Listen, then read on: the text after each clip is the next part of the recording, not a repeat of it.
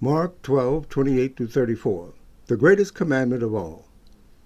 One of the scribes, who had listened to them debating and had observed how well Jesus had answered them, now came up and put a question to him.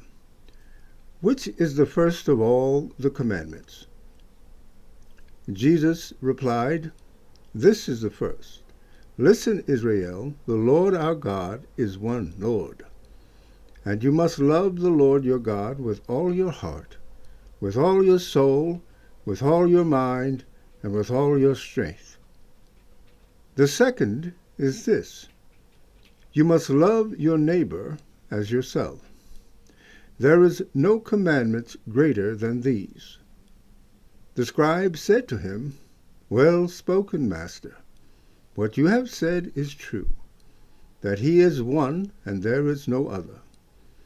To love him with all your heart, with all your understanding and strength, and to love your neighbor as yourself, this is far more important than any holocaust.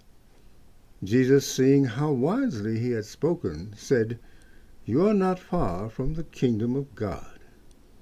And after that, no one dared to question him any more. Now, on a commentary on Mark 12, let's explore this passage. In this passage, Jesus engages in a surprising conversation with a Jerusalem scribe. Unlike other scribes who were often critical of Jesus, this one responds positively. Here are some key points. The great commandment. The scribe asked Jesus which commandment is the most important. Jesus responds by quoting the Shema from Deuteronomy 6:4-5. Hear, O Israel, the Lord our God, the Lord is one. Love the Lord your God with all your heart and with all your soul and with all your strength. The commandment emphasizes wholehearted love for God and love for your neighbor. Jesus adds that loving one's neighbor is equally important. He cites Leviticus 19:18, love your neighbor as yourself. Jesus connects love for God and love for others, emphasizing their inseparability. Now, the scribe remarkably agrees with Jesus. This agreement surprises readers, given the usual tension between scribes and Jesus.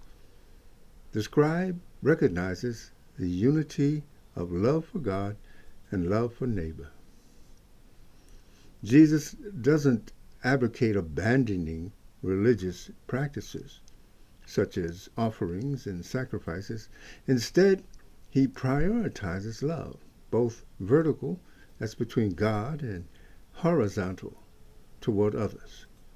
Love should guide our actions. So, in summary, Encounter challenges our understanding of religious leaders and highlights the centrality of love in our relationship with God and others. Shalom.